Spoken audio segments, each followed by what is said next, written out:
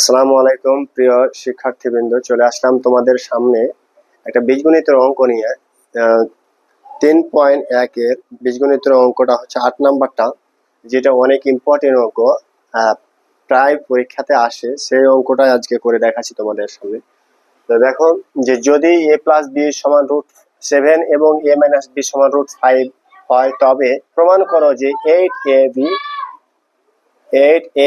Into a square plus B square সমান 24 হয়। তো আমি বাম পক্ষে দেওয়া আছে, আগে লিখে দিই। দেওয়া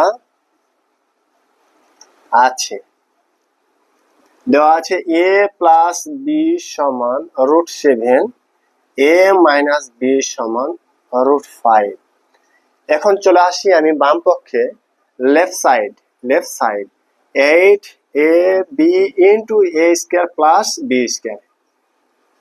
তো এটা আমি একটা 4ab সূত্র ফেলবো, আর একটা 2 into a square plus B স্কয়ারের সূত্র ফেলবো। তাহলে 4ab বানাই নিলাম একটা, into 2 into a square plus B square. এটা দুইটা সূত্র ফেলবো। এখন দেখো 4ab এর সূত্রটা হচ্ছে a plus B whole square minus a minus B whole square. এটা হলো 4ab এর সূত্র। আর 2 into a square plus B স্কয়ারের সূত্র হচ্ছে a plus B whole square plus a minus B whole square. এটা হলো 2 into a square plus B square. এখন শুধু মান বসাবা হয়ে যাবে। a প্লাস বি সমান হচ্ছে √7, তার উপরে স্কয়ার আছে, মাইনাস এটা হচ্ছে √5, তার উপরে স্কয়ার আছে। একইভাবে √7 তার উপরে স্কয়ার, √5 তার উপরে স্কয়ার।